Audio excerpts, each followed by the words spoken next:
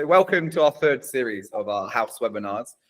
We've been doing a couple before this, inviting experts in the industry, providing tips on different topics. One was about where the short-term lets market is going, the rise in the UK holiday let industry. Now this one is more relevant than ever, with it being Green Month of the Year, with Environmental Month of the Year, April. So we basically thought, why not make sure our hosts and also people interested in the industry are saving money on their bills, but also looking for the best possible standards in energy efficiencies and their sustainability footprints. So I'm glad to invite James to our call today as an expert in the area. And basically the whole premise of this webinar is to go through the top tips in which you are able to save thousands on your bills, according to James's current case studies, but also looking at innovative ways to minimize your tenants and usage and consumption of energy. So the title of it, as you guys know, The Smart Landlord, Saving Money and Energy with Green Hosting Expert Tips with James Tanner, collaborating with Houst. So who am I, first of all? I'm Tom Wheeler. I'm a community lead and growth strategist at Houst. So Houst wins over 19 cities worldwide, 12 different countries, from Cape Town to Johannesburg to Sydney to Edinburgh, all around the globe. And basically we're wanting to be the best and the leader in the market for property management, but eco-property management. I'm the community lead, so I'm in charge of keeping you guys engaged with Houst, but also giving you community perks, which will be sent out tomorrow. We're saying thank you very much for joining us. I'm keeping our hosts really engaged and property owners and landlords engaged with what we do here. James, on the other hand, I'll go through a bit more about him later, but James has 15 years experience in being a landlord. He's got his own property portfolio and also runs his own energy efficiency consultancy company.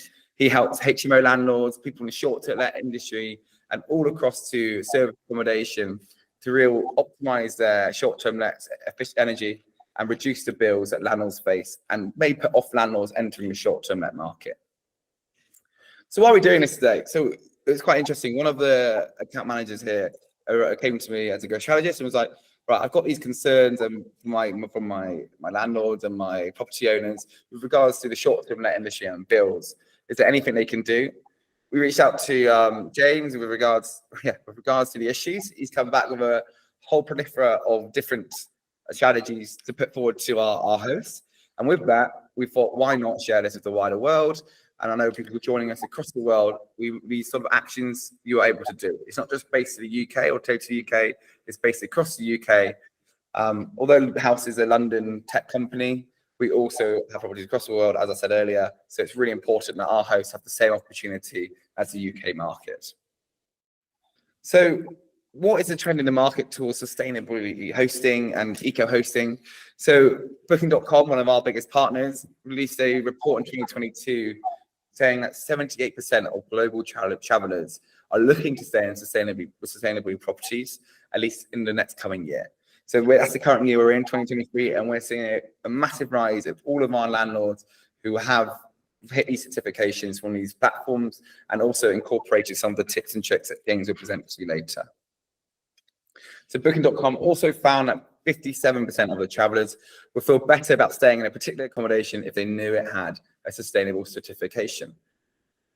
With that leads on to the next slide, which Booking.com last year released its certification where it would rank and scale a property listing on the short-term let market with a travel sustainable badge. This is to indicate to potential guests and people viewing the property if it hits a certain criteria, such as electric charging points or all of the tricks and tips that James is going to let you tell you later. And with this, it indicates to them, right, they are an eco-host, they're green. We are reassured that our stay will not have the impact on the environment as somewhere else. And they are seeing a massive trend towards this. James, do you want to go through who you are and you take over from here? Sure, yes. Hello, I'm a full-time professional landlord. I have been for 15 years. Also a developer.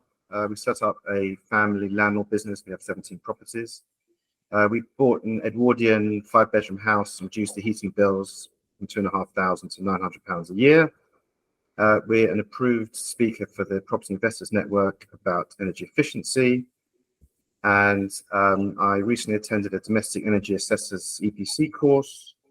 And last year we set up an energy efficiency business really focusing on landlords, sharing our 15 years experience of what we've done to make our properties energy efficient, because we know what works and what doesn't work. And we're also a member of the the STAA, NRLA, and the Centre for Alternative Technology. Can we have the next slide, please? Next one more. So really, the starting point for a host or a landlord really is to have a very efficient heating system in the property. It could be working on gas, or it could be working on electricity, but it makes a huge difference. It can be 20–30% difference on your usage and your bills just by having a highly energy efficient A-rated condensing boiler.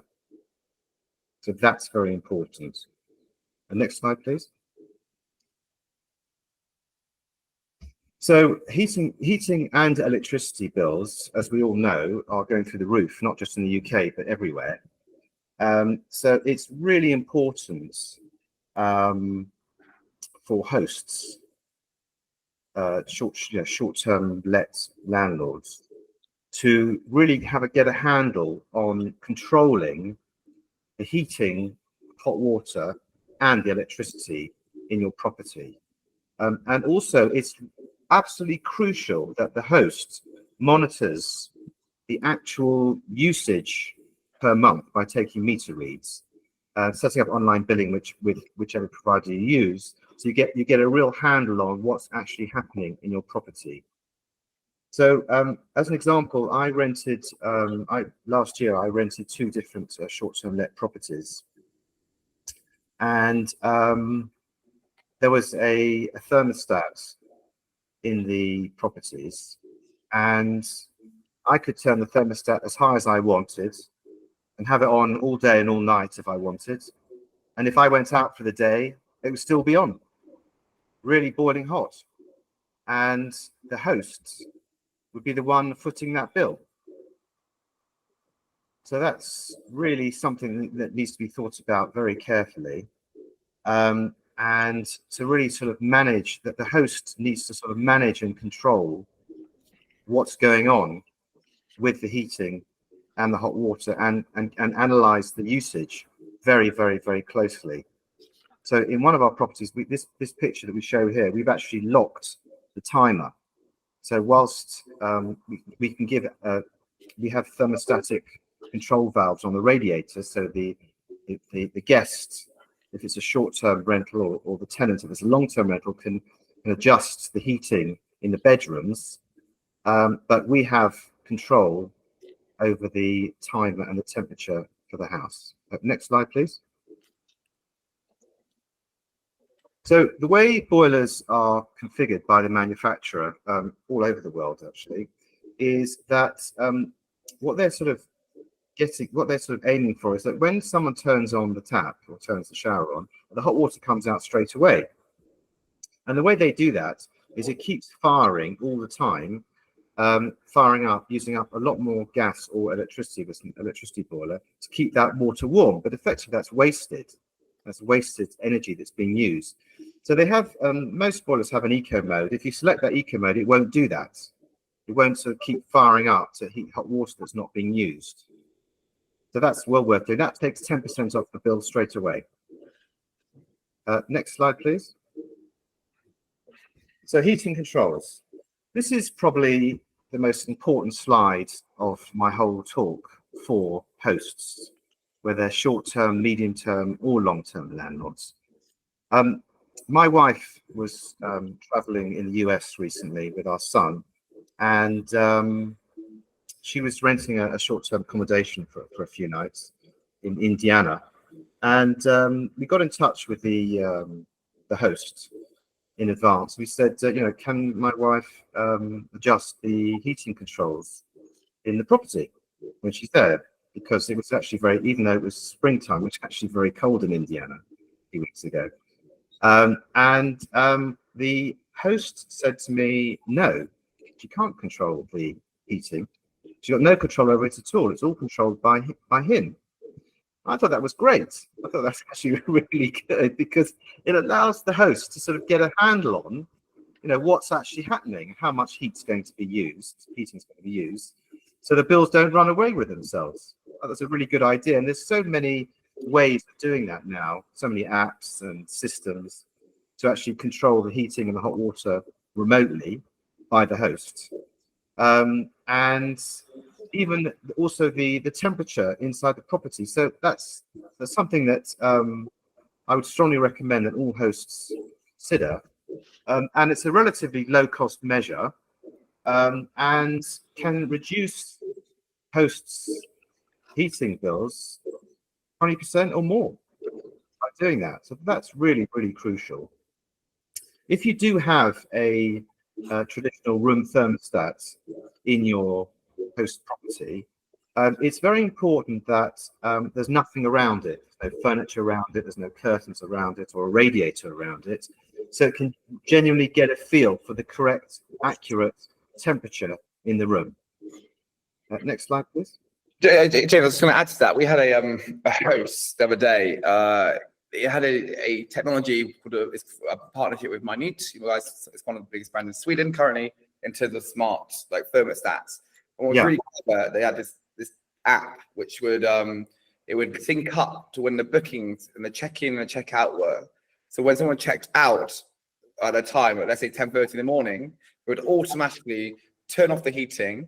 And when the next check-in came, and let's say it's 7 p.m. in the evening, depending on the guest preference, right, the heating would turn on just in time for that.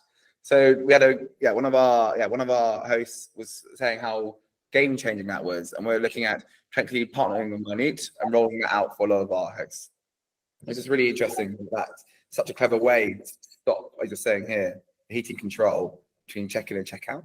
Brilliant. That's a brilliant system. And there are obviously a number of different systems out there, but that sounds brilliant and very, very good. Excellent idea for hosts, that kind of software. Yeah.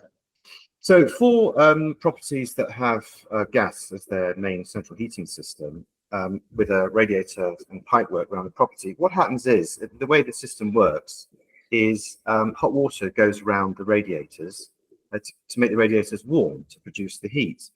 But over a period, that sort of hot water, that the water touching metal over a period of time causes rust. And also the water in Britain is quite hard with calcium. And so the pipes actually, the radiators actually fill up with rust and with limescale. And that's called sludge. And so after a while, when you have the heating on, you're not actually heating up the radiators, you're actually heating up the sludge. So you're actually using a hell of a lot more gas to generate the same amount of warmth in your property. So that needs to be removed, and a plumber can do that every couple of years. Also, the plumber can put in some liquids into the radiator system to help remove some of that limescale and rust as well. The other thing is that radiators fill up with air, and again, that stops them getting warm. So I'd recommend that hosts or the host managing agent goes around every couple of months and lets the air out of all the radiators. That way they'll heat up much more quickly and will save a lot of money in heating costs. Some people have electric heating in the UK and abroad, so that would be a slightly different system. It could be electric boilers, or it could be electric radiators. If you have electric radiators, there are lots of different types of electric radiators. I'd recommend that you get the very most energy efficient type of radiator you possibly can. Again, that will save you an enormous amount of your bills. Next slide, please. So it's good to have thermostat controls on the radiators so that your guests or your tenants, if it's long-term, can control the level of heat in that room. Or I suppose if there's no one in that room, that could be turned off. And it's important that there's nothing surrounding the radiators, no curtains or furniture, so that you can sort of get a sense of what's actually happening, the heat level, the temperature level in that room that it's in. Next slide, please. Right, any questions so far of what I've said? Yes, we do actually. We do have a really interesting question from JFJ UK. They can't have a Nest thermostat or thermostat installed in the property, and it try to control. My last guest basically insisted that the flat was too cold at 21 degrees. Well, okay. And I felt I had to release the controls to maximize temperature for the fear of a negative review. They went on to have a temperature set to 29 degrees Celsius this is, throughout their stay. What would you advise in a situation?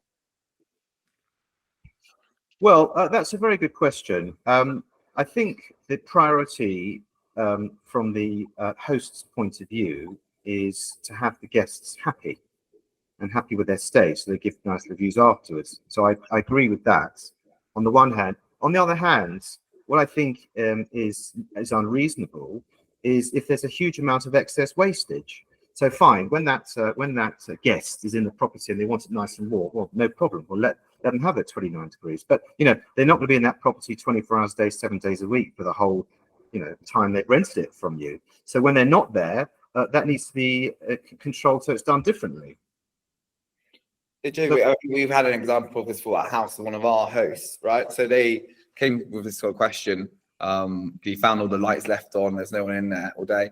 And basically what he did after that, which one of our account managers sort of advised, like, what's the harm of incentivizing a guest within like the welcome guest app or the booklet? Be like, if you respect the consumption, I'll give you a great review, and also giving them incentives such as like a bottle of wine at the end of the stay. Because if you're close by, you'd be like, thanks so much. I'm monitoring the temperature control. I know it sounds like a bit of a Big Brother state, but it's not like that. It's just more their eco. And normally he said no complaints. It's been completely understood by the guests. Everyone's sort of eco-minded now in some sort of way.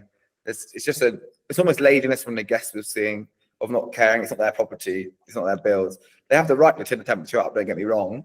But it's more respecting that. It's more about respecting that. Actually, on that, yes, I'll come back to that later. But yes, so I think while they're in the property, if a guest wants it warm, fine, let them have it warm. But when they're not in the property, that should be controlled when they're not there. And of course, different guests like different temperatures, so it needs to be some flexibility in how you manage the heating in your property. Yes, that's a good point. Is there any more questions for James? We've got one actually here. What do you suggest instead of gas? Is there any other alternative options? Yes, there are alternative options.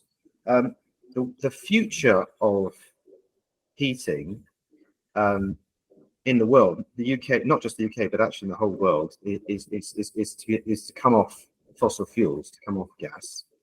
And today, right now, a very attractive proposition is to install an air source heat pump or a ground source heat pump. Now, the way they work, I don't want to sort of get into too much detail on this webinar because we haven't got enough time, but in essence, they work at a much lower temperature than a gas boiler. So they'll only work efficiently if the house is fully insulated, the walls, under the ground floor, the lofts, and the roof. And the host might need to have larger radiators that can give a bit more heat output. So if somebody was going to consider going down that road, the first thing they'd need to do is get a professional to do, it's called a heat loss calculations report. They can look at your current property and see what would happen if you installed an air source heat pump, whether it would actually work on your property or not. Now, what will happen is that your electricity bills will go up substantially from what they are. And today in the UK, as we all know, electricity is much more expensive than gas. So if your property is a house rather than a flat, what you could do is you could install solar PV panels on the roof. So effectively, you have free electricity. So then you have an air source heat pump or a ground source heat pump. You have solar panels, and it's not costing you anything to heat your property and produce electricity. James, on that, are there any grants from the government with solar panels currently? There's a grant from the government for heat pumps, a £5,000 grant right now. Yes. Okay. For solar panels, there were some tax breaks up until 5th of April, HMRC tax breaks, capital allowances. I'm not sure since 6th of April 2023 whether those capital allowances have been rolled forward into the current financial year. What I would suggest hosts do is they have a chat with their accountant or tax advisor to see if they can take advantage of those capital allowances for solar PV panels. Okay. We've had another question come in. How viable is it really to install a heat pump equipment across the walls of a small Victorian flat in London? Right. Well, what you would need to do to see whether that would make sense or not in a flat. First of all, I just asked the question whether all flats in the building would like to do that, or if it's just one particular flat. But let's assume it's just one particular flat that wants to do it. What I'd recommend is that the host arranges for an expert, to do heat loss calculation report, including what the ongoing running costs will be, to see if it makes financial sense or not in a flat. I'm not sure whether it will. It certainly could in a house. For flats, that would be for one flat, that'd be a lot harder. If it was, for example, a converted house with 3 or 4 flats and everyone wanted to do it, and then everybody wanted to put some solar PV on the top, then that would probably make financial sense. James, and then with these assessments and reports, what sort of price are you talking about? Are they free to do for the consultation, or do you know what they're? A heat loss calculations report. Well, I mean, we know lots of people that do it, so we can put anybody in touch with someone for that. You'd be looking at. Well, it depends on the property and maybe it depends on the location, but certainly under £500. Okay, $600 US. Amazing. Okay, I think we had all of I see some more questions just came in. They are not okay. They're all good. So we move on. Let's move on to continue. Sure. Please leave in the comment. Great questions, by the way. Great questions. Thank you very much, everybody. I really appreciate it. Right. So a lot of properties don't have wall insulation. So when you have the heating on, the heat is pouring out through the walls and pouring out through the windows. So what you can do is you can get some special radiator tin foil that sits behind those radiators. It's really the radiators that face an outside wall. So if you're in a terraced property, it'd be the walls that face the street and the walls that face the garden. If you're a detached house, it would be all the walls that face externally. So if you put that tin foil behind the radiators, what you're going to do, you're going to reflect the heat back in the room as opposed to losing it through the walls. And also to close the windows and the doors when the heating is on to stop any drafts. Next slide, please. So an average shower works at 15 litres per minute. And you can get these low flow shower heads at 7 litres or 4 litres. So if you reduce your hot water flow by 50%, then your heating bill will go down by 50%. So that's certainly something that's well worth doing. And you can either change the shower head, or you might be able to put something inside the shower head to reduce that flow. If your property has a hot water cylinder, it's very important to put some insulation around it as thick as you possibly can, maybe 15 centimeters or even more. Because if you have 15 centimeters or more of insulation around your hot water cylinder, once the hot water is off, it will stay warm all day. So that's very important. And also to insulate the pipes that go to the hot water cylinder.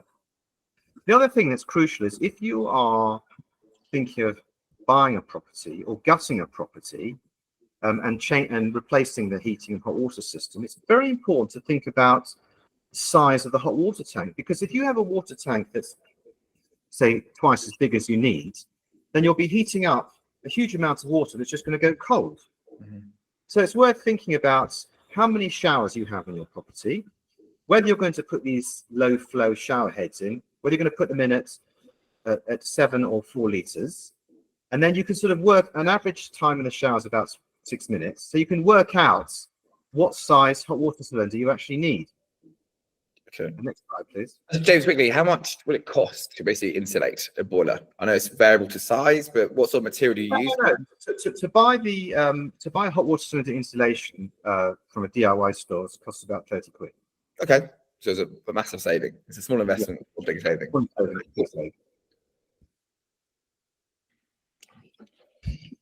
Heat rises in a property. So if you own a house, 25% of the heat's lost through the roof, basically. So we'd recommend you put in really thick loft insulation, 30 centimeters of loft insulation, and have it with by natural breathable materials.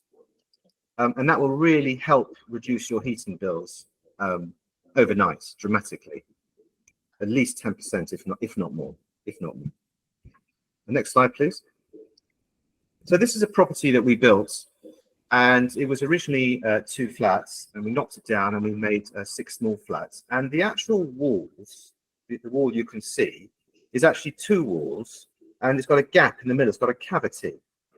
And what we did was we fitted cavity wall insulation in the middle of those 2 walls, and that really keeps the property nice and warm and the bills down. You can save up to at least 7.5% off your heating costs by having cavity wall insulation. Next slide, please. A huge amount of heating is lost through drafts. I'm not sure how well you can see that photograph. That's actually the front door of one of our properties. And if you can see, there's a black strip underneath the door. Well, before, when we bought the property, there was actually a 0.5 centimeter gap between the bottom of the door and the floor. So when the heating was on, we were just literally heating the outside air. And actually, funny enough, this property is in London. Actually, all the houses in the streets, the Edwardian houses, they've all got the same situation. They've all got this gap underneath, and they're just heating the outside air. So we just put a little brush underneath that, the front door and the inner doors, to stop that. And then the glass was single glazed glass, and we secondary glazed it from the inside. So that's an option you can do for the windows if there's drafts from the windows. Alternatively, you can just put some clear film on the inside or some acrylic sheet to reduce those drafts. Was that, James, was that just a brush you're saying, right? Or was it foam? What did you use? What can you use for that? Sorry? Was it a brush? What sort of brush did you use? I said you said, okay, a little bit of material. Was it a foam? Was it a bit of foam as well? Or what can you use? It's just a brush. You can get it from any DIY store, anywhere. Okay, right. Just going to think of all the solutions. Yeah. So another major issue is for hosts is around lighting. I mean, what's stopping a guest renting your property, turning the lights on, and going out for the day? And then you, as a host, will end up with this massive electricity bill, which obviously is really quite unreasonable. So there's quite a few different things you can do with this. First of all, you could replace all your lighting for low energy lighting, LED lighting. Secondly, you could actually have not too many lights in each room, obviously adequate lighting, but not more than necessary. You could also think about the hotel model. So when I go to a hotel, quite often nowadays, they give me a card, it's like a credit card, and I go into the room, and all the energy's off in the whole room, not just the lighting, everything's off. And I stick my card in this slot next to the door, and then everything comes on. And then when I leave, I take my card with me, and then absolutely everything goes off in the hotel room. So what could be done in a host property is you can isolate certain bits of your property to be excluded from that, like, for example, kitchen appliances, or or a smoke alarm, or a burglar alarm, things like that. But I think that's certainly a very good way of controlling the electricity use. So so you basically minimize the wastage when the guest is not in the property. And the other way of doing it is you can have occupancy lighting sensors in the property. Again, the same kind of model. So there aren't light switches in the kitchen, in the lounge, the dining room. It's all done on sensors. And when they're not in the room, the lights go off. So again, that will substantially reduce your electricity bills. Next slide, please. So if you install, if you own a house and you install solar panels, you can reduce your electricity bills by 50% in the UK. It can also produce some free hot water from you as well, because it works from light. If you are a host in a sunny climate, you can reduce your electricity bills much more than that, because in the UK, for half the year, from November until end of March, we only have light from 7:30 in the morning till 3 in the afternoon. But obviously, there are lots of countries in the world where they have light 12 hours a day, 7 days a week. So you could produce a lot more electricity with the same number of panels in a sunny climate. So yes, can we go to the next slide, please? So really, for hosts and potential hosts, it's a win-win-win-win. You can reduce your energy bills, you can increase demand from guests, you can increase the value of your property, and you can help save the planet. The time for change is now. If anybody wants any more information from us about what we've discussed today, feel free to email me, james@jtannerproperties.co.uk. We also have set up a landlords energy efficiency group on Facebook. It's an open public group, so anybody can join. And also, we've got a free article for 3 things that guests can do in your short-term rental property. We'd be very happy to share that with you, and you can forward it on to your guests in your properties. Of things like turning the lights off, very simple things that people can do to reduce to live more sustainably in the properties that you rent out. Thank you very much. Yeah, I think before we leave James and before we end, I've got 5 minutes left. We have some more questions on the comment section, James, before we end to the presentation. Andrew has asked, from tip number 1, if the water heating is not always on or on eco mode, do people have to wait a long time for the shower / washing dishes, etc.? Any sort of water, hot water needed? Do you have to wait a long duration for it to be at the right temperature? No, not very long. I mean, obviously it depends on your heating system, but not very long. Is it a difference to a gas boiler? Would you say it's different or not? Or... No, it doesn't. It doesn't take that long. I mean, every boiler will be different, so I wouldn't like to put a timer on it. Every manufacturer would make a model boiler be different, but it doesn't take very long. You can set the mode. It goes to your host property, turn the hot water tap on, and time it yourself, and see how long it takes. Okay, so the eco mode doesn't make much difference to the weight for the heating of the water. No, it will slow it down slightly, but you'll be saving. You'll be making your properties more sustainable and saving money. So it's a win-win, really. Okay, great. Well, Andrew, I hope that answers your question. Julian has asked, hello, what electrical slimline high heat retention suppliers or supplier do you recommend? Yes. Well, there are a number of different ones out there, but exactly those very high energy electric heating systems you can get. There are some out there, and there's quite a few, and the models are changing all the time.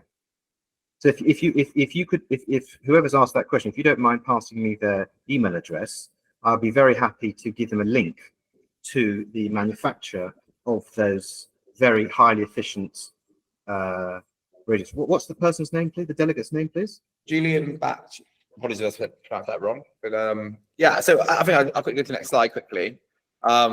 You can, Julian, if you want to book in a conversation with James, please feel free to scan his QR code or go to his website directly and get his email address. We can also scan in for House if you're very intrigued by full property management for short-term lets. We'd love to give you a free consultation about whether your property is going to be able to be accessible for the short-term let market and the holiday let market.